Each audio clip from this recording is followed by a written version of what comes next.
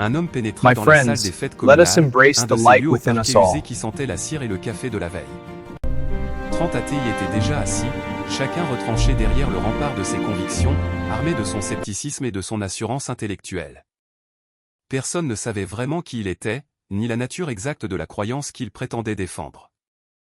Je revois encore chaque détail infime de cette scène comme si elle était gravée dans le marbre de ma mémoire depuis toujours.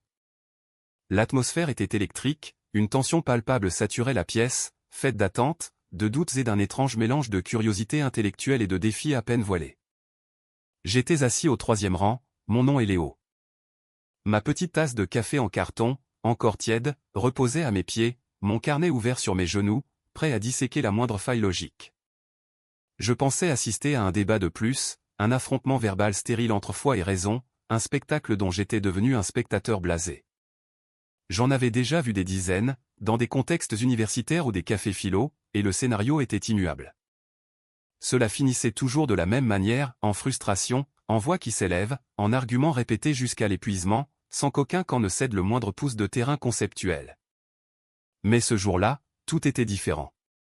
Il y avait dans l'air une sorte d'annonce silencieuse, une imminence, comme si quelque chose d'inattendu et de fondamental allait se produire.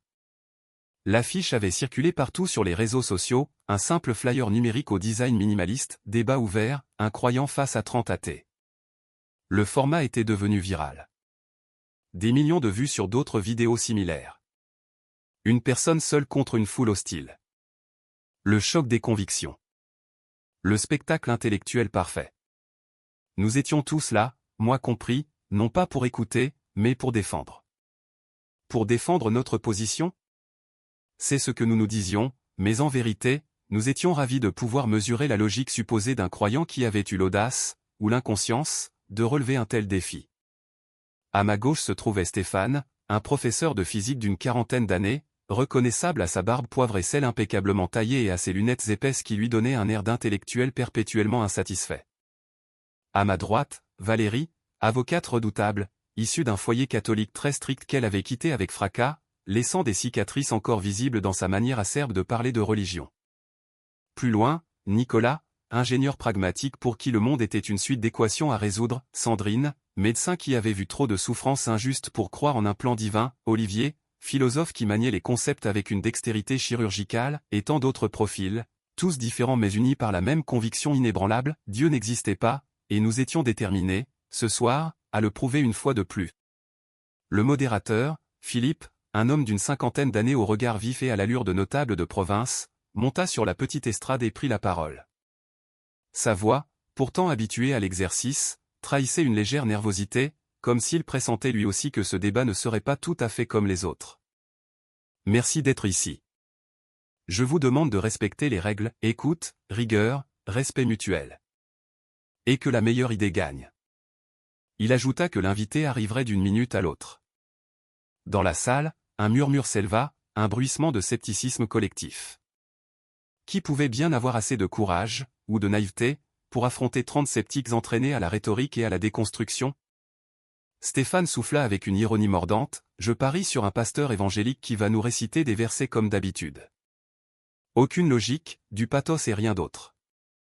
J'hochai la tête en signe d'approbation. J'avais vu ce scénario tellement de fois que j'aurais pu en écrire le script à l'avance.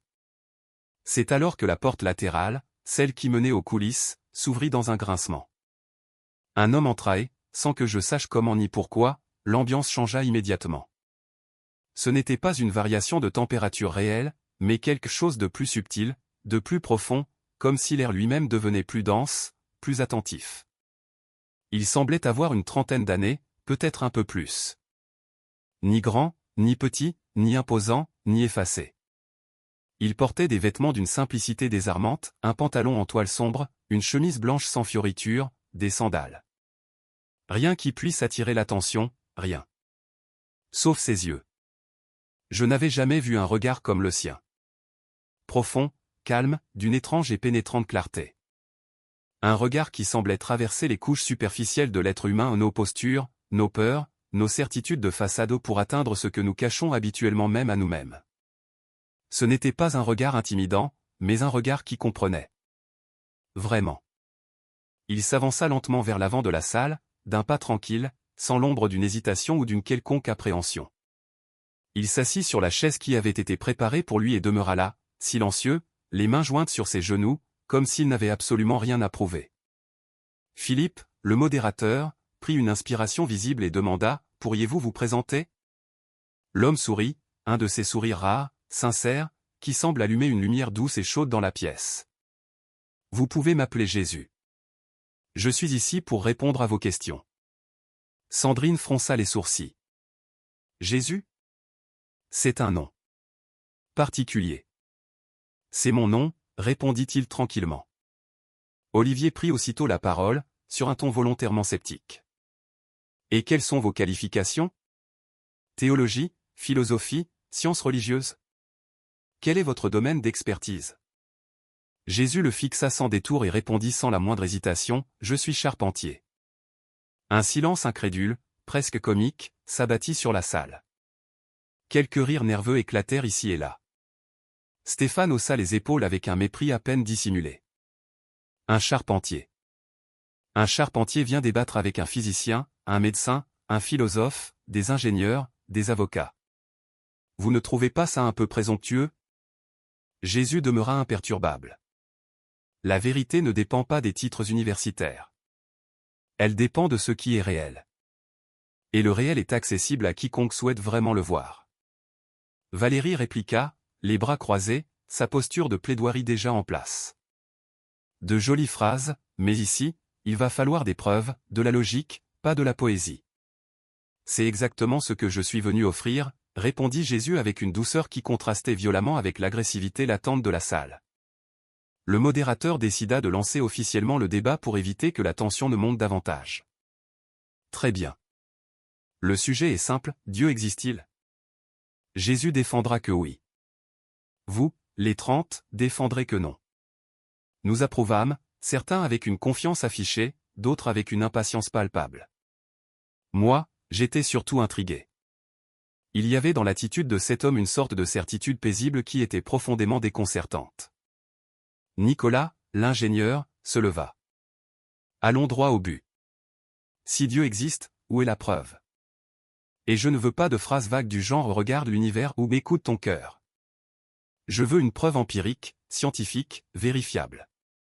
Jésus acquiesça sans se départir de son calme. Très bonne question. Commençons par le commencement, l'origine de l'univers. Nicolas, en tant qu'ingénieur, dis-moi, as-tu déjà vu quelque chose de complexe, de fonctionnel, d'organisé, apparaître par accident ? Nicolas répondit sèchement. Nous ne parlons pas d'accident, mais de processus naturels. Et quelle est la différence ? Demanda Jésus. Les processus naturels obéissent à des lois physiques. Exactement, répondit Jésus. Ils obéissent à des lois. Et toute loi suppose un législateur. Toute information suppose une source intelligente. Lorsque tu découvres un code informatique parfaitement structuré, conclus-tu au hasard, ou cherches-tu le programmeur ? Stéphane intervint. L'univers n'est pas un ordinateur. Jésus lui répondit avec ce regard pénétrant et calme. Mais l'ADN est littéralement un code. Un langage complexe à 4 lettres A, T, C, G contenant des instructions précises pour construire et maintenir la vie. Une seule cellule humaine renferme une quantité d'informations équivalente à 1 millier d'encyclopédies. Cela t'évoque le hasard ? Sandrine intervint. C'est le résultat de l'évolution. Des millions d'années de mutation et de sélection naturelle. Jésus hocha la tête. Des mutations aléatoires. Alors dis-moi, Sandrine, en tant que médecin, combien de mutations aléatoires réellement bénéfiques et productrices d'informations nouvelles as-tu observées dans ton domaine ? Sandrine hésita un instant, cherchant un exemple probant. Elle finit par répondre, eh bien, il y a certaines résistances bactériennes aux antibiotiques. Qui reste des bactéries, compléta Jésus.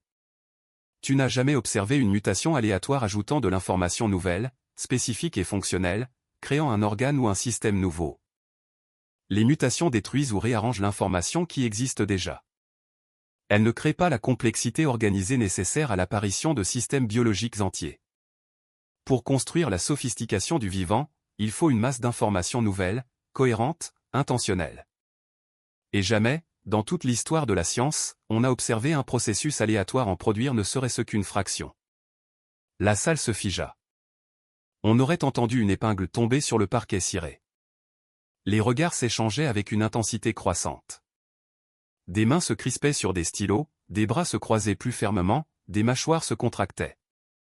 Pour la première fois depuis longtemps, je sentis quelque chose se fissurer dans mes certitudes.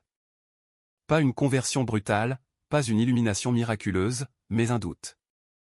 Un minuscule doute, presque imperceptible, mais réel. Un doute qui, comme une étincelle dans une obscurité complaisante, avait le pouvoir d'allumer un feu. Et ce n'était que le début. Je prenais frénétiquement des notes dans mon carnet. Cet homme, ce simple charpentier à l'allure tranquille, parlait avec une lucidité désarmante, comme s'il manipulait des vérités trop lourdes pour la plupart d'entre nous. Olivier tenta de répliquer. Ce que vous dites ne prouve rien, insista-t-il. Cela démontre seulement que notre compréhension du monde est encore incomplète. Jésus sourit doucement, presque avec compassion. Et combien de siècles supplémentaires vous faudra-t-il pour comprendre ce que vous cherchez? Un de plus? 2. Puis sa voix se fit plus profonde, plus grave. La science tente depuis des décennies de créer la vie à partir du néant dans des laboratoires suréquipés, avec tout ce que l'humanité a pu inventer. On possède les outils, les connaissances, les ressources. Et pourtant, personne n'a réussi. Et vous continuez à croire que la vie est apparue par hasard dans une flaque d'eau primitive il y a des milliards d'années. Dites-moi franchement, laquelle de ces deux croyances demande le plus de foi? Valérie bondit presque sur sa chaise. C'est de la rhétorique. Vous inversez la charge de la preuve. Non, répondit calmement Jésus. Je montre que les deux visions du monde reposent sur la foi. La différence, c'est que la mienne s'appuie sur des indices concrets, un design intelligent, de l'information codée, des lois physiques réglées avec une précision impossible à attribuer au hasard, et l'existence nécessaire de causes immatérielles à l'origine même de la matière. La vôtre repose sur l'espoir que, peut-être, un jour, la science expliquera tout sans Dieu. Mes doigts tremblaient légèrement autour de mon stylo. Ce n'était pas de la peur, c'était autre chose, quelque chose d'indéfinissable, comme si une partie oubliée de moi se réveillait soudain et reconnaissait que ce moment avait un poids particulier, peut-être même irréversible. Philippe, le modérateur, tenta de reprendre le contrôle. Prochaine question. Quelqu'un d'autre? Une femme d'une quarantaine d'années leva la main. Elle s'appelait Isabelle. Ses yeux, légèrement rougis, trahissaient des larmes récentes et mal contenues. J'ai une question, murmura-t-elle, la voix brisée par une émotion à peine maîtrisée. Si Dieu existe, et s'il est bon, pourquoi y a-t-il autant de souffrance? Pourquoi ma fille de 7 ans est-elle morte d'un cancer alors que je le suppliais chaque nuit pour qu'il la sauve? Un silence glacial, lourd et pesant, tomba sur la salle. Tous les regards se tournèrent vers Jésus. C'était la question ultime, celle qui faisait s'effondrer les croyants les plus aguerris, la faille du système, le vertige de l'injustice pure. Mais Jésus ne détourna pas les yeux. Au contraire, il se leva et marcha doucement vers Isabelle. Puis, à la stupéfaction de tous, il s'agenouilla devant elle, la regardant droit dans les yeux avec une humanité si intense qu'elle fit frissonner la salle entière. Quand il parla, on aurait dit que sa voix venait de très loin, ou de très profond. « Isabelle, ta fille n'est pas morte. Elle est plus vivante que jamais. Plus vivante que tout ce qu'elle a pu être ici. » Isabelle éclata en sanglots, des sanglots longtemps réprimés. « Comment peux-tu dire ça? Comment peux-tu savoir? Comment peux-tu connaître son histoire? » « Je sais que tu souffres, répondit Jésus d'une voix d'une douceur dévastatrice. Je sais que certaines nuits, tu as l'impression d'étouffer sous le poids de son absence. Je sais que tu gardes ses vêtements dans l'armoire parce que les donner serait comme la perdre une deuxième fois. Je sais que chaque anniversaire qui passe t'arrache un morceau de toi. Isabelle pleurait maintenant sans retenue. Valérie, assise à côté d'elle, la prit instinctivement dans ses bras, les larmes aux yeux elle aussi, son armure d'avocate ayant volé en éclats. La souffrance existe parce que l'amour existe, continua Jésus. On ne peut avoir l'un sans l'autre. Si les êtres humains étaient des machines programmées pour obéir, il n'y aurait ni douleur ni perte. Mais il n'y aurait pas d'amour non plus. L'amour est précieux justement parce qu'il est libre, fragile, vulnérable. Ta fille t'a aimé de tout son cœur, Isabelle, et tu l'as aimé en retour. Cet amour avait de la valeur, et tout ce qui a de la valeur peut se perdre. C'est le risque de nous aimer. Isabelle murmura, mais Dieu aurait pu intervenir. Il aurait pu la sauver.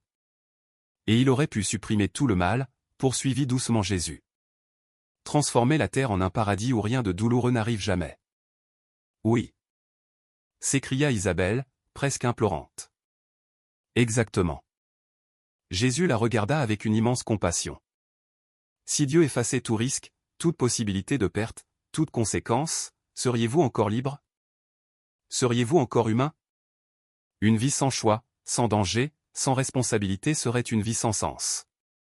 Ce serait l'existence de marionnettes dans un théâtre parfait. Est-ce vraiment ce que tu veux? Isabelle resta silencieuse, absorbant chaque mot comme si elle tentait d'empêcher son cœur de se briser davantage. Jésus se releva lentement et s'adressa à toute la salle. La souffrance n'est pas la preuve que Dieu n'existe pas. C'est la preuve que quelque chose dans ce monde est cassé.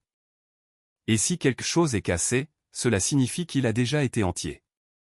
Vous savez instinctivement que le monde ne devrait pas être ainsi. Chaque fois que vous dites « ce n'est pas juste », vous invoquez un standard moral qui dépasse vos opinions personnelles. Chaque fois que vous ressentez de la colère face au mal, vous confirmez que le bien existe objectivement.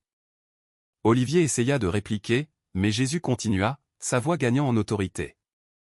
Et si le bien existe objectivement, alors il doit avoir une source objective.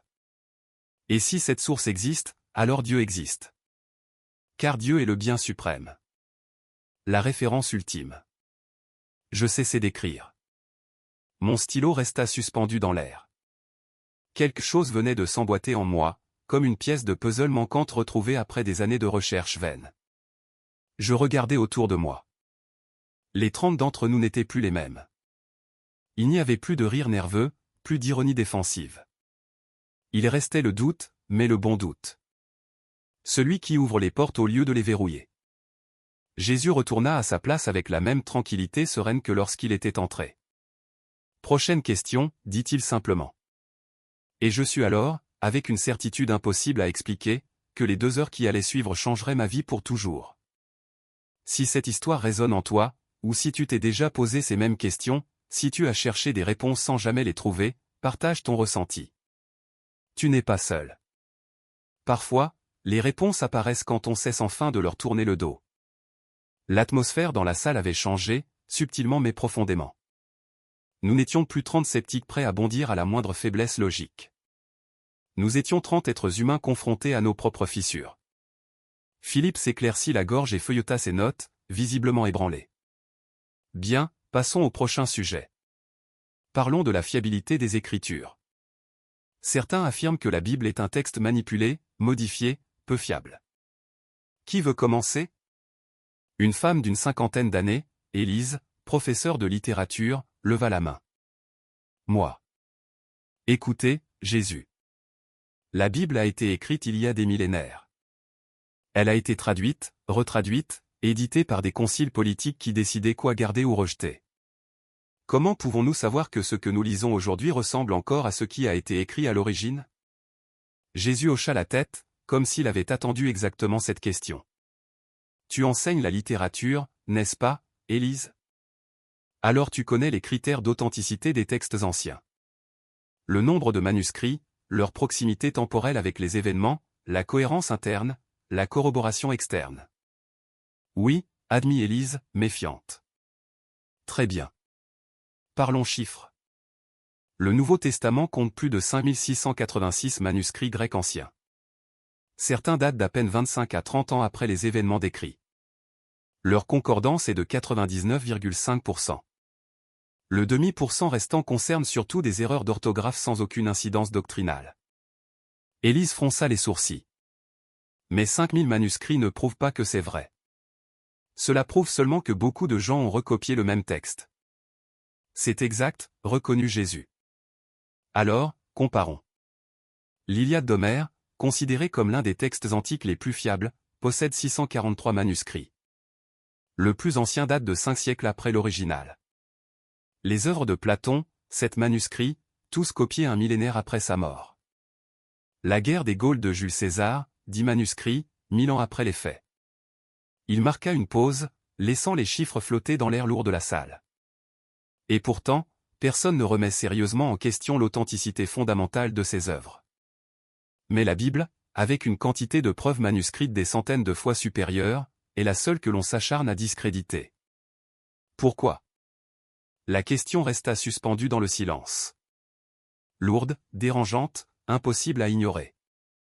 Et moi, Léo, derrière mon carnet encore ouvert, je sentis que quelque chose d'imperceptible, d'irréversible, venait de basculer. Je me souviens de ce moment avec une précision presque douloureuse. Tout avait commencé par cette simple question, lancée avec une franchise désarmante, pourquoi? Pourquoi appliquons-nous des standards différents? Ces mots avaient résonné dans la salle comme un coup de tonnerre discret mais implacable. Je les avais aussitôt inscrits dans mon carnet, entourés de multiples points d'interrogation, tant ils étaient justes, et inconfortablement justes. C'est alors que Stéphane, le physicien, avait pris la parole. Sa voix, calme mais assurée, tentait de remettre un cadre rationnel à la discussion. Très bien. Supposons que le texte ancien a effectivement été bien préservé. Cela ne prouve en rien que ce qu'il raconte soit vrai. Je peux conserver un livre de mythologie grecque en parfait état, cela n'en fait pas une réalité historique. Jésus acquiesça doucement, comme s'il attendait cette objection. Exact, répondit-il. C'est justement pour cela qu'il faut évaluer le contenu, pas seulement la transmission. Stéphane, toi qui es scientifique, qu'est-ce qui rend une hypothèse solide? Le fait qu'elle soit vérifiable, qu'elle produise des prédictions contrôlables, qu'elle corresponde aux données observables, n'est-ce pas? Or, la résurrection de Jésus n'est pas un conte abstrait, c'est un événement qui se prétend historique, et tout événement historique peut être étudié. Il y eut un murmure dans la salle, une onde de scepticisme mêlée de curiosité. Jésus poursuivit, sans hausser la voix, mais chaque mot semblait s'ancrer profondément en chacun de nous. Ce n'est pas une mythologie vague, dit-il. C'est une affirmation très précise, un homme réel, dans un lieu réel, à une époque réelle, est mort publiquement et a été vu vivant 3 jours plus tard par plusieurs centaines de témoins. Sandrine leva les yeux au ciel, exaspérée. Des témoins biaisés. Ce sont ses disciples. Évidemment qu'ils vont dire qu'ils l'ont vu. Certains, oui, répondit Jésus, inclinant légèrement la tête. Mais pas tous. D'autres étaient des sceptiques farouches. Jacques, son propre frère, ne croyait pas en lui pendant sa vie. Il le prenait même pour un fou. Pourtant, après l'avoir vu ressusciter, il est devenu l'un des leaders de la première communauté de Jérusalem, et il est mort pour cette conviction. Quant à Paul, il persécutait violemment les chrétiens avant d'avoir son propre face-à-face avec le Christ ressuscité. Après cela, il a consacré le reste de son existence à annoncer l'Évangile, jusqu'à mourir pour lui. Olivier intervint, fronçant les sourcils. Des gens meurent pour des mensonges tout le temps. Regardez les terroristes suicidaires, les adeptes de sectes. Ils meurent pour des mensonges qu'ils croient être vrais, corrigea Jésus. Ils ne meurent pas pour des mensonges qu'ils savent être faux. Les disciples ne rapportaient pas une rumeur de troisième main. Ils affirmaient avoir vu, touché, et même mangé avec Jésus ressuscité. C'était soit la vérité, soit un mensonge conscient. Et pourtant, 11 d'entre eux ont été exécutés, un autre exilé. Aucun ne s'est rétracté, même sous la menace de mort. Est-ce ainsi que se comportent des menteurs? Un lourd silence se posa sur la pièce. Les respirations devinrent plus lentes, comme si chacun cherchait ses propres arguments dans les recoins de son esprit. Je levai les yeux et observai les visages autour de moi. Valérie mordillait nerveusement sa lèvre inférieure. Nicolas tapotait sa jambe avec agitation. Puis un jeune homme se leva. Il avait une trentaine d'années, des tatouages courants sur ses bras et une chemise de groupe de rock. Tout cela est bien beau, dit-il d'un ton détaché. Mais la Bible raconte aussi des horreurs. Génocides ordonnés par Dieu, esclavage, oppression des femmes. Comment peux-tu défendre un livre pareil? Jésus planta sur lui ce regard profond et direct qui semblait traverser les façades que chacun construisait pour se protéger. Lucas, lui demanda-t-il simplement, as-tu lu la Bible en entier? Des parties, répondit-il, soudain mal à l'aise. Lesquelles? Lucas haussa les épaules. Celles que les gens citent sur Internet pour montrer à quel point c'est un mauvais livre. Quelques personnes rirent nerveusement. Lucas rougit. Jésus sourit avec bienveillance, sans la moindre trace de moquerie. C'est normal, dit-il. Mais laisse-moi te poser une question. Si tu voulais comprendre en profondeur ton groupe de rock préféré, est-ce que tu lirais seulement les critiques négatives écrites par des gens qui les détestent?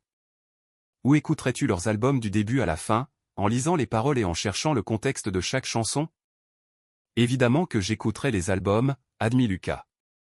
Alors, pourquoi faisons-nous l'inverse avec la Bible? Nous isolons des versets, nous ignorons les genres littéraires, le contexte historique, l'intention des auteurs. Puis nous déclarons triomphalement que c'est un livre horrible. D'accord, mais Dieu a tout de même ordonné d'exterminer les Cananéens, insista Lucas. Comment justifier cela? Jésus soupira doucement, comme quelqu'un qui s'apprête à aborder un sujet douloureux. Je ne le justifie pas, dit-il. Je l'explique. Les Cananéens pratiquaient des sacrifices humains d'enfants. Ils brûlaient leurs propres fils et filles vivants en offrande à Moloch. Leur société institutionnalisait le viol rituel. C'était une culture moralement gangrenée qui détruisait la région entière. Dieu leur a laissé 4 siècles pour changer. Ils n'ont pas changé. Alors, le jugement est arrivé. Sandrine fronça les sourcils. Mais tuer des enfants cananéens pour sauver des enfants cananéens. C'est contradictoire. Je le reconnais, admit Jésus. C'est l'un des passages les plus douloureux de l'Écriture. Mais réfléchis-y ainsi, si Dieu existe et qu'il est éternel, alors la mort physique n'est pas la fin. Les enfants morts dans ce jugement n'ont pas été annihilés. Ils se sont réveillés dans la présence de Dieu, libérés d'une vie d'abus et de violence rituelle. Quant aux adultes responsables de ces atrocités, ils ont reçu justice. Il marqua une pause. C'est difficile, inconfortable, je ne dis pas le contraire. Mais moralement monstrueux? Pas si l'on considère l'éternité et l'ensemble du contexte. Isabelle, qui avait pleuré plus tôt, redressa la tête et parla d'une voix tremblante mais assurée. Mais nous n'avons pas cette perspective éternelle. Nous ne voyons que ce monde-ci. Exactement, répondit Jésus en se tournant vers elle. Et c'est pour cela que notre jugement est incomplet. C'est comme une fourmi observant un chirurgien en train d'inciser un patient. De son point de vue, le chirurgien est cruel. La fourmi ne voit ni la maladie, ni l'intention, ni le but, qui est de sauver une vie. Il nous contempla un instant avec une douceur infinie. Nous sommes les fourmis, et nous essayons de juger un être infiniment plus sage que nous. Olivier haussa les épaules, sceptique. C'est l'argument du mystère, le dernier recours quand on n'a plus rien à dire. Non, corrigea Jésus. C'est reconnaître les limites du savoir humain. Olivier, tu es philosophe. La sagesse ne commence-t-elle pas par la conscience de notre propre ignorance? N'est-ce pas une forme d'arrogance de penser que notre perspective finie peut comprendre pleinement l'action d'un être infini? Olivier resta silencieux. Sa mâchoire se contracta. J'écrivais toujours, mais ma main tremblait. Pas de froid, d'autre chose. Comme si quelque chose de profondément enfoui en moi se réveillait enfin. Une femme d'une 60aine d'années, Monique, leva timidement la main. J'ai une autre question, dit-elle. Elle n'est pas sur les preuves ni sur les contradictions. Elle est sur la pertinence. Disons que tout ce que tu dis est vrai. Dieu existe, Jésus est ressuscité, la Bible est fiable. En quoi cela change-t-il ma vie? J'ai 62 ans. J'ai eu une bonne carrière, j'ai des amis formidables, une famille aimante. Pourquoi aurais-je besoin de tout ça? Jésus la regarda avec une tristesse douce, presque tendre. Monique, as-tu vraiment tout ce dont tu as besoin? Eh bien, oui, répondit-elle, troublée. Ton mari est mort il y a 3 ans. Il y a des nuits où tu regardes sa photo et tu te demandes si tu le reverras un jour. La vraie question que tu te poses, Monique, ce n'est pas si Dieu existe. C'est, mon mari est-il quelque part? Ou a-t-il cessé d'exister pour toujours? Un sanglot étouffé s'échappa de la gorge de Monique. Autour d'elle, plusieurs personnes se tournèrent, surprises et touchées. Comment? Murmura-t-elle. Peu importe comment je le sais, répondit Jésus avec une infinie douceur. Ce qui importe, c'est la réponse. Et la réponse est oui. Oui, tu le reverras. Oui, il est quelque part. Oui, l'amour que vous avez partagé transcende cette vie. Mais seulement si un Dieu existe pour garantir que l'existence continue après la mort. S'il n'y a pas de Dieu, alors il n'y a pas d'âme. Sans âme, pas d'éternité. Sans éternité, ton mari n'est qu'une poignée de poussière et de souvenirs. Des souvenirs qui disparaîtront quand tu deviendras toi aussi poussière. Des larmes ruisselaient sur les joues de Monique. Et si tu as raison? Jésus lui adressa un sourire qui semblait contenir la lumière même de l'espérance. Si j'ai raison, alors tout change. La douleur reste une douleur, mais elle prend un sens. La perte reste une perte, mais elle devient temporaire. Et la vie? La vie prend enfin toute sa profondeur. La mort demeure ce qu'elle est, mais elle n'a plus le dernier mot. Elle est vaincue. Tel était le cœur du message, l'idée que la vie n'est pas un enchaînement d'événements absurdes, qu'elle possède un sens profond, que la souffrance, même lorsqu'elle semble écrasante, n'est jamais la conclusion finale, que l'amour traverse tout, qu'il persiste au-delà de la chair parce qu'il provient d'un Dieu qui n'est rien d'autre que l'amour lui-même. Je refermai mon carnet. J'avais arrêté de prendre des notes sans m'en rendre compte. Je n'analysais plus, j'éprouvais. Et ce que je ressentais était à la fois effrayant et étrangement beau. Comme si quelque chose en moi, quelque chose de gelé depuis des années, commençait enfin à se fissurer, à fondre lentement. Et cette fonte faisait mal. Mon Dieu, comme elle faisait mal. Mais c'était une douleur singulière, une douleur vivante, presque bonne, le picotement brûlant du froid qui se retire. Je levai les yeux vers Jésus et, l'espace d'un bref instant, ses yeux croisèrent les miens. À ce moment-là, je sus. Pas avec mon intellect, pas avec les raisonnements que j'avais cultivés pendant des années, mais avec cette partie profonde du cœur où reposent les vérités qui n'ont besoin d'aucune démonstration. Cet homme n'était pas simplement un charpentier. Cet homme était autre chose, quelque chose d'infiniment plus vaste, plus ancien, plus vrai que ce que mes catégories mentales pouvaient contenir. Pause de 15 minutes, annonça Philippe d'une voix tendue. La salle se leva comme un seul corps, un peu hébété. Certains se dirigèrent vers l'extérieur pour respirer, d'autres restèrent assis, l'air perdu, comme s'ils venaient de trouver une fissure dans la structure même de leur monde. Je demeurai sur ma chaise, observant mes mains. Et pour la première fois depuis des années, je fis quelque chose que j'avais juré ne jamais refaire. Je priai. Pas à haute voix, juste en pensée, à peine un murmure qui n'avait pas encore la forme d'une vraie foi. Si tu es là, si tu es réel, montre-moi quelque chose, s'il te plaît. Je n'attendais rien. Je n'osais rien attendre. Mais quand je relevai la tête, Jésus me regardait fixement. Et il sourit. C'était un sourire calme, comme s'il avait entendu chaque mot que je n'avais prononcé qu'en silence. La pause sembla à la fois trop longue et trop courte. Certains discutaient en petits groupes, d'autres restaient seuls, absorbés dans leurs pensées. Je sortis un moment et m'appuyai contre le mur extérieur, devant la salle des fêtes, tentant de mettre de l'ordre dans ce chaos intérieur qui me submergeait. Stéphane vint me rejoindre. Je ne l'avais jamais vu avec une expression pareille, de l'incertitude, presque de la vulnérabilité. « Tu en penses quoi » me demanda-t-il en allumant une cigarette, ses doigts tremblant légèrement. « Je ne sais pas, avouai-je.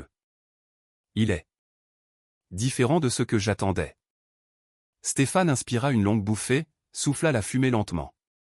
Ce type sait exactement ce qu'il fait. Et je déteste le reconnaître, mais il a des arguments solides. Trop solides. Je le regardai. Il te fait douter ? Il serra les lèvres. Oui. Et je déteste douter. Toute ma carrière repose sur des certitudes, équations, constantes, phénomènes mesurables. Et voilà qu'un charpentier en sandales vient fissurer mes certitudes avec des questions auxquelles je n'ai pas de réponse. Valérie nous rejoignit, les bras serrés contre elle comme si elle avait froid malgré la chaleur ambiante. « Vous avez entendu ce qu'il a dit à Isabelle » demanda-t-elle d'une voix tremblante. Il connaissait le nom de sa fille. Et même le fait qu'elle garde ses vêtements. Personne ne savait ça. Même moi, et pourtant Isabelle et moi sommes amis depuis 2 ans. Il aurait pu faire des recherches, suggérai-je sans grande conviction. Valérie me fixa, les yeux brillants. Comment ? Isabelle n'a aucune présence en ligne. Elle n'a jamais parlé publiquement de sa fille. Et personne ne savait que Jésus serait présent aujourd'hui. L'invitation a été confirmée il y a seulement 2 jours. Tu crois qu'il a enquêté sur la vie de 30 personnes en 2 jours? Je restais muet, parce qu'au fond, je savais que mon objection n'expliquait rien.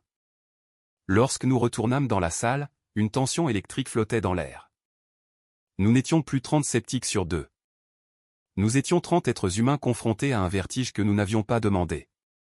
Jésus était déjà assis, immobile, cette patience calme enveloppant chacun de ses gestes. Philippe reprit le micro. Bien, continuons. Le prochain sujet est un classique, la moralité et la souffrance. Lucas, le jeune couvert de tatouages, intervint aussitôt. C'est simple. Soit Dieu ne peut pas empêcher le mal, donc il n'est pas tout-puissant. Soit il ne veut pas, donc il n'est pas bon. Soit il n'existe pas. Voilà. Problème résolu. Jésus hocha la tête. L'argument d'Épicure. Philosophe grec. Excellent argument en apparence. Mais faux. Lucas croisa les bras. Explique.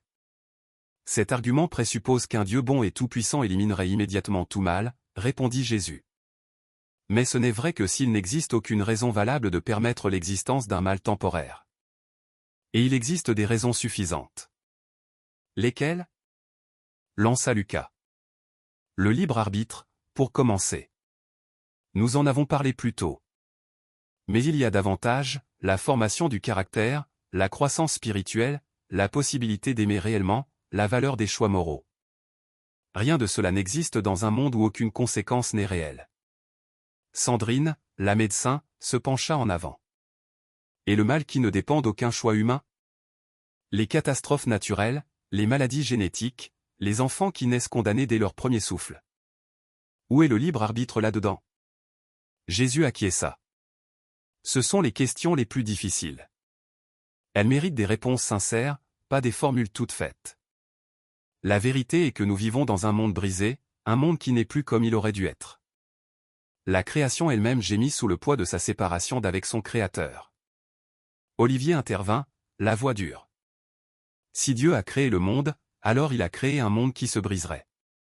C'est sa responsabilité. Non, répondit Jésus calmement. Il a créé un monde doté d'une liberté réelle, et la liberté réelle inclut la possibilité de choisir le mal. Les premiers êtres humains ont choisi l'autonomie plutôt que la communion. Cette rupture a propagé des fractures à travers toute la création. Ce n'est pas Dieu qui a conçu le cancer ou les tremblements de terre. C'est le monde, séparé de la source de son ordre parfait, qui s'est mis à se décomposer. Stéphane grogna. On dirait une excuse. Ça en a l'air, oui, répondit Jésus avec une honnêteté désarmante. Mais tu es physicien, Stéphane. Tu sais que tout tend vers le désordre. La deuxième loi de la thermodynamique, l'entropie augmente toujours. Pour maintenir l'ordre, un système doit recevoir une énergie extérieure constante. Lorsque l'humanité a brisé sa connexion avec la source de vie, le désordre était inévitable. Dieu pourrait rétablir cette connexion de force, répliqua Stéphane. Oui. En annulant le libre arbitre, en vous transformant en automate. Mais sans liberté, pas d'amour. Sans possibilité de refus, pas de relation authentique. Dieu vous aime trop pour vous forcer à l'aimer. Monique, la femme âgée qui avait déjà posé une question, leva la main. Si Dieu nous aime tant, pourquoi ne se montre-t-il pas clairement? Pourquoi la recherche est-elle si difficile? Jésus sourit avec une tristesse profonde. Monique, je suis assis devant toi. Je réponds à vos questions. Je révèle des choses que je ne devrais pas savoir. Je présente des arguments que vous avez du mal à réfuter. Et pourtant, tu doutes encore. Que te faudrait-il de plus? Que le ciel s'ouvre? Qu'une voix tonne parmi les nuages? Oui. S'exclama Lucas. Exactement ça. Une preuve claire, indiscutable. Comme créer un univers à partir de rien? Demanda Jésus doucement. Comme coder des bibliothèques entières d'informations dans une seule molécule vivante? Comme ajuster les lois physiques avec une précision telle qu'un minuscule changement rendrait la vie impossible? Tout cela existe déjà. Et vous appelez cela un accident. Lucas répliqua, parce que ces choses peuvent avoir des explications naturelles. Jésus planta son regard dans le sien. Peuvent? Ou tu espères qu'elles en auront, simplement parce que l'alternative vous dérange? Un silence lourd s'abattit sur la salle. Pas un silence d'ennui. Un silence où l'on retient son souffle, parce qu'une vérité vient de se frayer un chemin dans un endroit où l'on ne voulait pas qu'elle entre. Et nous étions là, 30 êtres humains debout au bord d'un précipice invisible, conscients que quelque chose d'immense, peut-être même de sacré, se jouait sous nos yeux. La question tomba dans la salle comme un caillou dans un lac silencieux. Lucas se figea, incapable de répondre. Alors Jésus reprit la parole, et sa voix se chargea d'une densité presque palpable, comme si chaque mot pesait sur l'air que nous respirions. Il dit que la vérité, la vraie, n'était pas que nous manquions d'évidence, mais que nous manquions de volonté. Ce n'était pas la preuve que nous rejetions, c'étaient les implications. Si l'authenticité des arguments était notre véritable obstacle, nous aurions déjà cédé. Il égrena alors, calmement mais avec une force implacable, tout ce qu'il nous avait déjà présenté, les arguments cosmologiques, les données historiques, une fiabilité manuscrite surpassant tous les textes anciens, une complexité biologique impossible à réduire au hasard, le réglage fin des constantes universelles, l'existence d'une loi morale objective. Et pour chaque élément, nous avions sorti une réplique, toujours une échappatoire, une possibilité alternative. Peut-être que, on ne sait pas encore. Puis il posa la question qui nous coupa collectivement le souffle. De combien de preuves avez-vous encore besoin? Ou bien est-ce que ce n'est pas réellement de preuves que vous cherchez, mais l'autorisation de continuer à vivre comme si Dieu n'existait pas? Le silence qui suivit fut assourdissant. Il avait vu juste. Je le sentis jusque dans mes os. Nous n'étions pas des chercheurs impartiaux de vérité. Nous étions des fugitifs élégants, des experts en esquive. Car si Dieu existait, alors chaque choix comptait. Chaque acte devenait porteur d'un poids éternel. Nous n'étions plus les arbitres suprêmes de notre propre morale, et cette idée faisait naître une peur primitive en chacun de nous. Élise, la professeure de littérature, brisa enfin le silence d'une voix tremblante. Alors, que veux-tu que nous fassions? Que nous croyions, juste comme ça? Que nous acceptions tout sans poser de questions? Jésus secoua la tête avec fermeté. Non. Je veux que vous soyez honnête. Honnête avec les preuves devant vous. Honnête avec vos doutes. Honnête avec vos peurs. La foi n'est pas l'absence de questions. C'est le choix de faire confiance malgré les questions qui demeurent. La foi, c'est regarder toute l'évidence disponible et marcher vers ce qui l'explique le mieux, même si cette marche vous effraie. Isabelle intervint, la voix à peine audible. Et si ce pas est faux? Et si on croit, et qu'au final, ce n'est pas vrai? Alors Jésus se leva. Il avança lentement vers le centre de la pièce et nous regarda un par un, comme s'il voyait plus loin que nos visages. Si vous avez tort et que Dieu n'existe pas, alors lorsque vous mourrez, vous cesserez simplement d'exister. Il n'y aura ni douleur, ni déception, ni regret. Vous aurez vécu une vie pleine de sens, d'amour, d'espoir, soutenue par une morale objective. Puis vous vous éteindrez comme une bougie. Et si moi je me trompe, je m'éteindrai aussi. Nous finirons tous les deux dans le même néant. Il laissa un silence s'étirer, le temps que chaque mot trouve son ancrage en nous. Mais si j'ai raison, et que vous avez tort, alors ce néant que vous espérez n'est pas au bout du chemin. Il y a un compte à rendre. Il existe un juge qui a vu chaque action, entendu chaque pensée, connu chaque intention. Et vous devrez expliquer pourquoi vous avez rejeté la vérité malgré toute l'évidence présentée devant vous. Olivier souffla entre ses dents. C'est le pari de Pascal. Un argument vieux et dépassé. Jésus répondit sans agressivité mais avec une lucidité tranchante. Ce n'est pas un argument, Olivier, c'est une constatation. Les conséquences sont réelles. Tu es philosophe, tu sais que la vérité ne cesse pas d'être la vérité parce qu'elle dérange. Tu sais que la réalité ne se plie pas à nos préférences. Olivier serra la mâchoire mais resta muet. Ce fut alors Nicolas, l'ingénieur resté discret jusque-là, qui leva la main. Sa voix, lorsqu'il parla, était maîtrisée mais tendue. Disons que tu me convaincs. Disons que j'accepte que Dieu existe, que Jésus est ressuscité, que tout cela est vrai. Ensuite, quoi? Je vais à l'église le dimanche? J'arrête de faire ce que j'aime? Je deviens un religieux coincé qui juge les autres? Pour la première fois depuis longtemps, Jésus sourit avec chaleur. Nicolas, crois-tu vraiment que je te demande d'être ennuyeux? Plus ou moins, oui. Alors Jésus rit doucement. Tu savais que le premier miracle rapporté de ma vie publique est d'avoir transformé de l'eau en vin lors d'une fête de mariage? Et pas un vin ordinaire, le meilleur. Tu savais qu'on m'accusait d'être un glouton et un buveur parce que je passais du temps avec des pêcheurs et que je festoyais avec eux?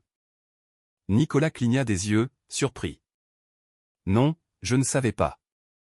Le christianisme authentique n'est pas un ennui religieux, dit Jésus avec passion. C'est une vie abondante, un but profond, une joie qui ne dépend pas des circonstances. Oui, il y a des choses que tu devras abandonner, mais seulement celles qui te détruisaient lentement, les addictions, les relations toxiques, les mensonges que tu te racontais. Et ce que tu gagnes en retour, c'est la paix qui dépasse tout entendement, l'amour sans condition, l'espérance inébranlable, une communauté authentique et un sens éternel. Nicolas murmura, ça semble trop beau pour être vrai. Tout ce qui est vraiment bon semble trop beau avant d'être expérimenté, répondit Jésus. Et quand tu le vis, tu réalises que c'est la seule réalité qui compte. Je me rendis compte alors que je tremblais. Pas seulement mes mains, mais tout mon corps, comme si quelque chose d'immense menaçait de se briser en moi. Autour de moi, la salle se transforma sous mes yeux. Isabelle pleurait silencieusement. Monique avait les mains posées sur son cœur. Stéphane, l'inébranlable scientifique, laissait couler des larmes sans tenter de les cacher. Valérie mordait sa lèvre jusqu'au sang. Lucas avait enfoui sa tête dans ses mains. Nous étions en train d'être mis à nu. Déconstruits. Et c'était à la fois terrifiant et d'une beauté inimaginable. Jésus reprit la parole, sa voix douce mais impossible à ignorer. Vous êtes venus ici aujourd'hui en pensant que vous alliez démanteler la foi à coups de logique et d'arguments. Mais ce que vous cherchiez vraiment, c'était la permission. La permission de croire, la permission d'espérer, la permission de penser que peut-être, juste peut-être, vous n'êtes pas seul dans cet univers froid et vide. Il marqua une pause, puis ajouta, je vous donne cette permission. Et davantage encore, je vous donne la vérité. Ce que vous en ferez, cela n'appartient qu'à vous. Ce fut à cet instant précis que je compris que quelque chose dans ma vie venait de basculer, comme si une porte invisible venait de s'ouvrir sans que personne ne l'ait touchée. La pause qui suivit fut différente.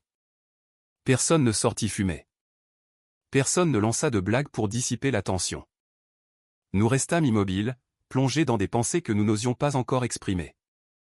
J'étais assis devant mon carnet ouvert à une page blanche. Je n'écrivais plus depuis longtemps. Comment aurais-je pu noter quoi que ce soit? Comment documenter l'instant où votre vision du monde commence à se fissurer? Valérie s'assit près de moi. Ses yeux étaient rouges. Tu crois qu'il est? Elle n'osa pas achever la phrase. Je ne sais pas, dis-je. Je mentais.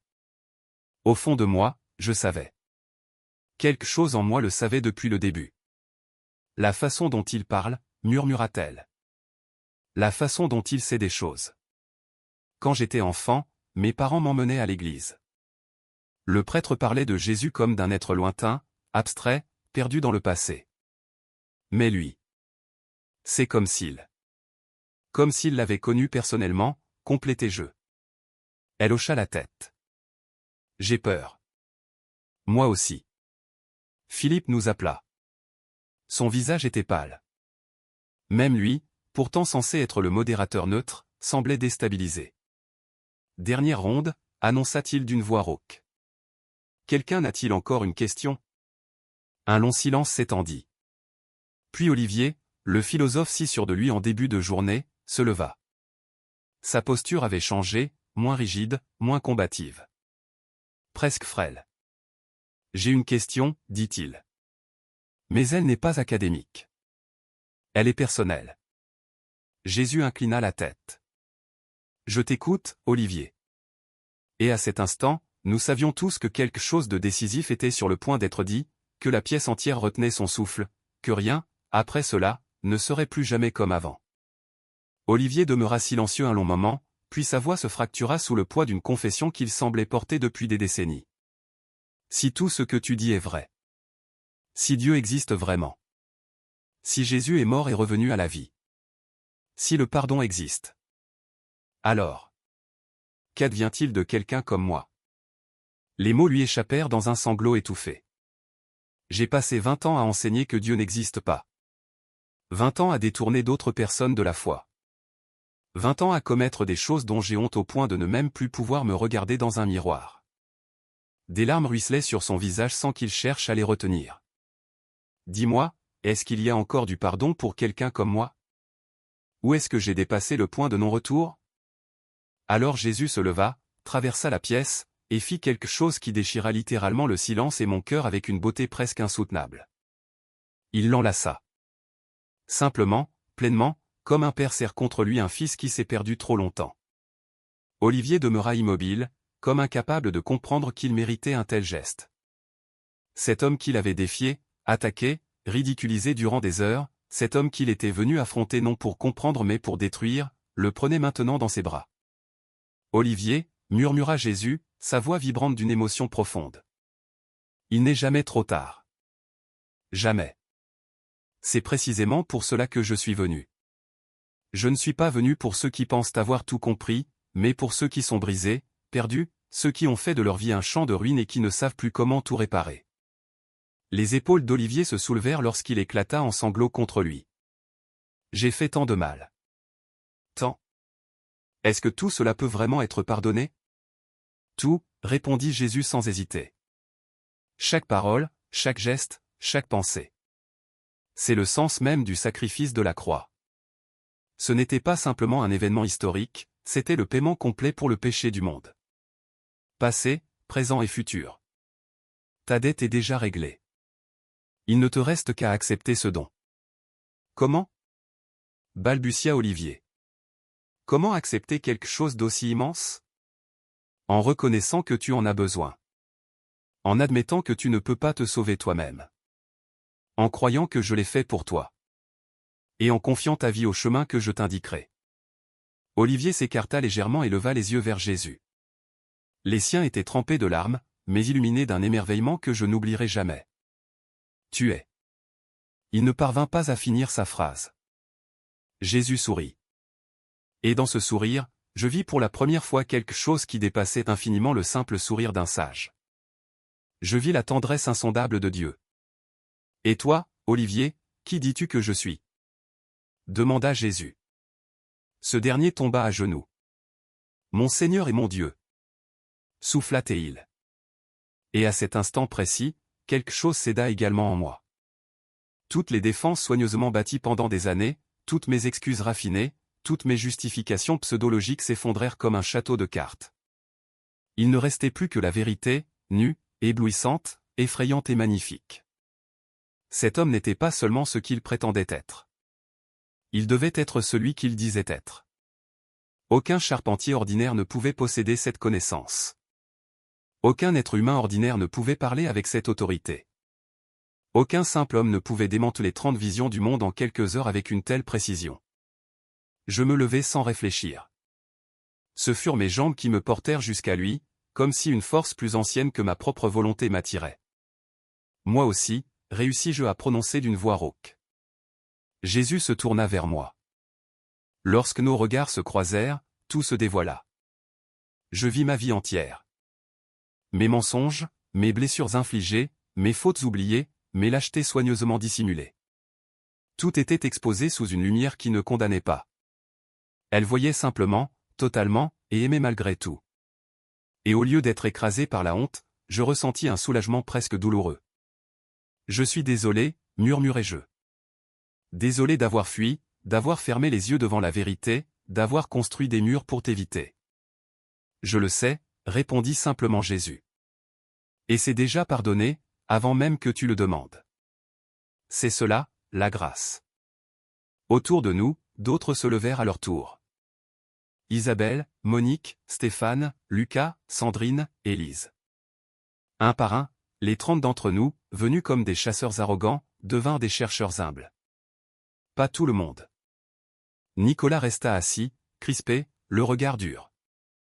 Quelques autres luttaient encore, cramponnés à leur autonomie comme à un morceau de bois dans une mer agitée, refusant de lâcher prise même face à une vérité qui les regardait droit dans l'âme. Mais la majorité céda. Et c'était beau. Jésus prit la parole pour nous tous. Je ne suis pas venu ici pour gagner un débat. Je suis venu pour gagner des cœurs. La logique et les preuves vous ont conduit jusqu'à cette porte, mais ce qui vous permet de la franchir, c'est l'amour. Mon amour pour vous. Un amour assez profond pour quitter le ciel, assez vaste pour mourir sur une croix, assez puissant pour vaincre la mort elle-même. Cet amour n'est pas un concept abstrait. Il est personnel. Il est pour chacun d'entre vous. Et il est disponible, maintenant, ici, si vous tendez simplement la main. Valérie, les joues baignées de larmes, demanda, « Que faisons-nous maintenant ?» Nous ne savons même pas comment être chrétiens. Jésus sourit avec une douceur infinie. Ne vous inquiétez pas des étiquettes. Souciez-vous de la relation. Je ne suis pas venu fonder une religion, je suis venu restaurer une famille. Et vous êtes tous les bienvenus dans cette famille, tels que vous êtes, avec vos doutes, vos questions, vos blessures, votre passé. Depuis son siège, Nicolas lança d'une voix tendue, « Et ceux qui ne croient toujours pas ? Qu'est-ce qu'il advient de nous ?» La porte reste ouverte, répondit Jésus. Toujours. Jusqu'à ton dernier souffle. Il n'est jamais trop tard tant que tu respires. Mais ne tarde pas inutilement. La vie est fragile. Le lendemain n'est jamais garanti. Et l'éternité dure pour toujours. Les choix que vous faites ici déterminent tout ce qui vient après. Il se plaça alors au centre de la salle. Ses yeux, profonds comme l'origine du monde, balayèrent chacun de nous. Certains sortiront d'ici transformés. D'autres, endurcis, plus déterminés que jamais à rejeter la vérité. C'est la nature du libre arbitre. Je respecte vos décisions, même lorsqu'elles brisent mon cœur. Mais sachez ceci, aucun de vous ne pourra jamais dire qu'il ne savait pas. Aucun de vous ne pourra prétendre ne jamais avoir eu de preuves. Aucun ne pourra dire que Dieu ne s'est pas révélé. Car aujourd'hui, il l'a fait. Puis arriva l'instant qui grava pour toujours dans mon esprit la certitude de son identité. Il leva les mains. Et je vis les cicatrices. Elles n'y étaient pas plus tôt, j'en étais certain. J'avais observé ses mains pendant des heures. Mais maintenant, elles étaient là. Des marques profondes dans ses poignets et au creux de ses paumes, racontant une histoire que seul le bois d'une croix connaît. Isabelle étouffa un cri. Tes mains. Jésus les contempla avec un mélange de douleur et de victoire. Le prix de l'amour, dit-il doucement. Le prix de votre liberté. Le prix de votre pardon. Ce n'était pas gratuit. Cela m'a tout coûté. Mais pour vous, cela valait tout. Stéphane, tremblant, murmura la question que nous portions tous au fond du cœur, « Tu es vraiment ?» Jésus ne répondit pas avec des mots. Il sourit. Et dans ce sourire, je vis les galaxies, la naissance du cosmos, chaque battement d'histoire depuis la création, mon propre commencement et ce qui m'attendait. Je vis Dieu. Et Dieu me vit. Et il m'aima quand même. Je tombai à genoux près d'Olivier. Les mots s'échappèrent de moi comme une prière ancienne que je n'avais jamais apprise. Je crois. Aide mon incrédulité. Je l'ai déjà fait, répondit Jésus. Je l'ai déjà fait.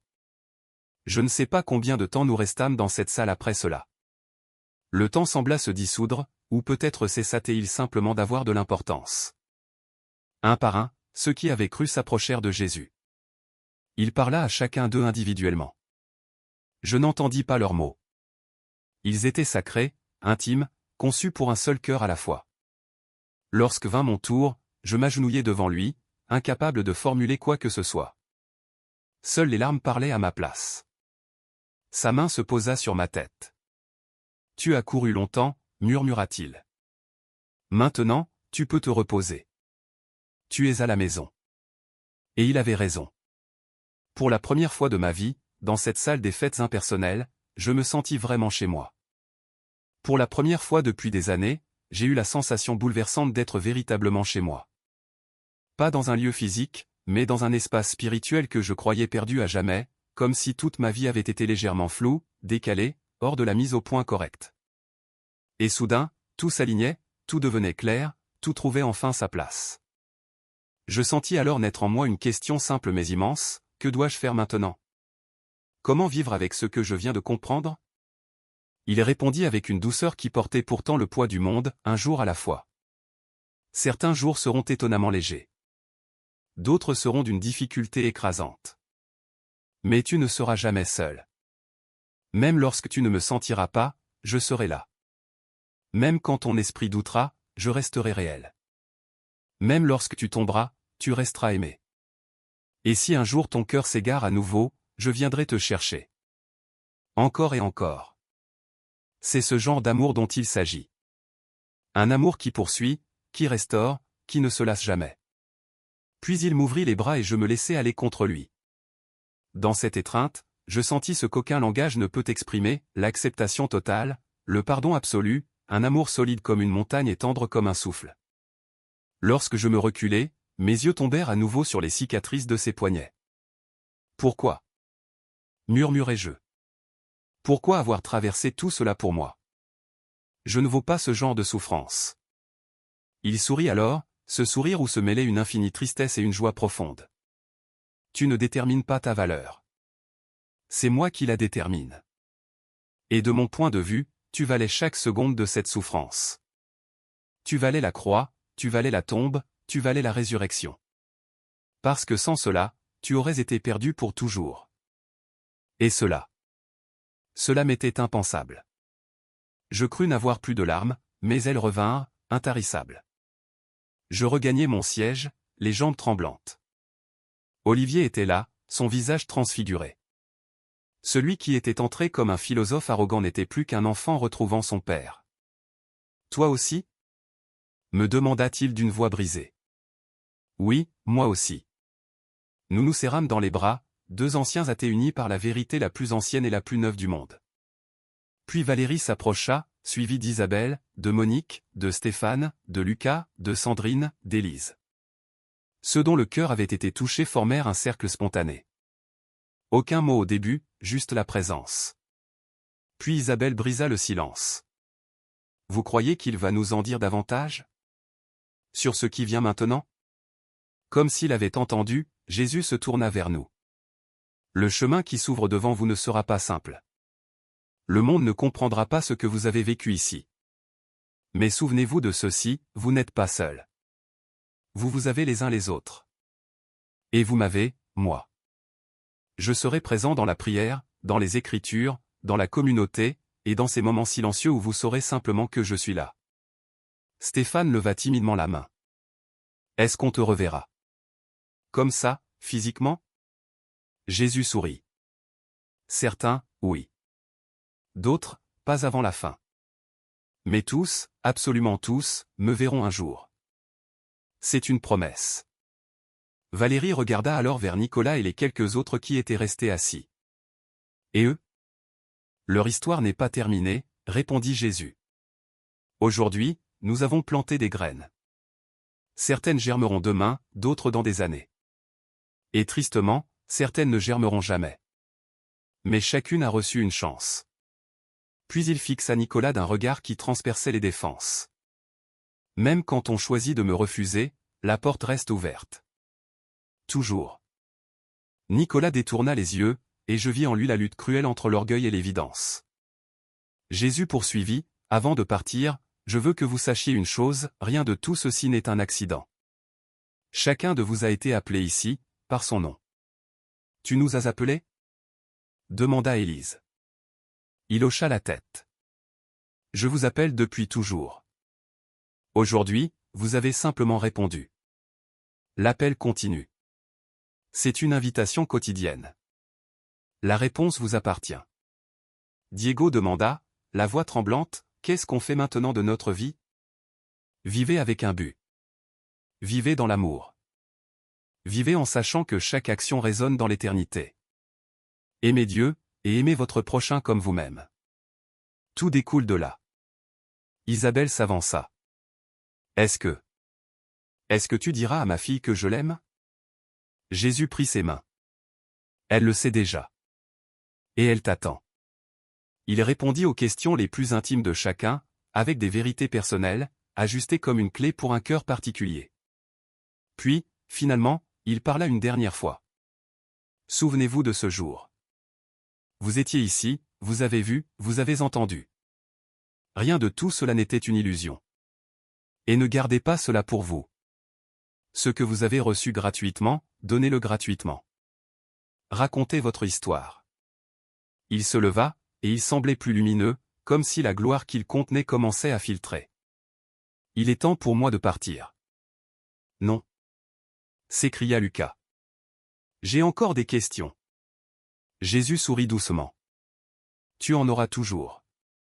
Les réponses essentielles, tu les as déjà.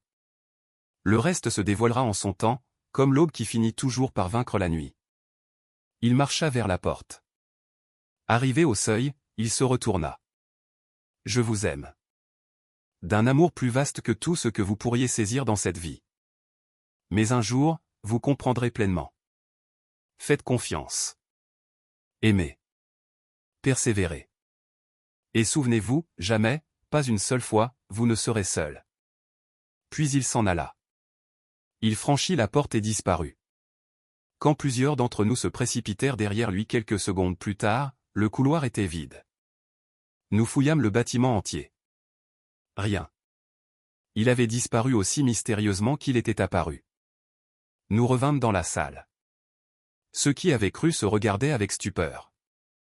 Nicolas resta assis, la tête entre les mains. Stéphane rompit le silence. Je viens d'avoir une rencontre avec Dieu. Je murmurai, nous l'avons tous eu. Valérie demanda, la voix tremblante, et maintenant? Comment reprendre une vie normale après ça? Olivier secoua la tête. Je ne crois pas que nous puissions. Tout a changé. Nous avons changé. Il avait raison. Lorsque nous avons quitté ce bâtiment, nous n'étions plus les 30 sceptiques qui y étaient entrés. Nous étions autres.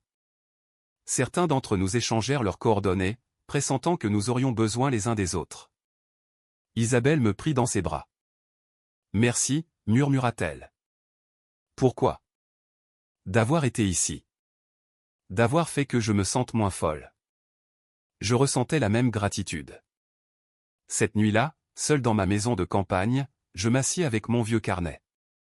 J'y avais consigné des années de doute. Mais cette fois, j'écrivis autre chose, l'expérience, le tremblement intérieur, les cicatrices sur ses poignets, la douceur dans ses yeux, et la transformation irréversible qui avait commencé dans mon cœur. J'écrivis jusqu'au lever du soleil.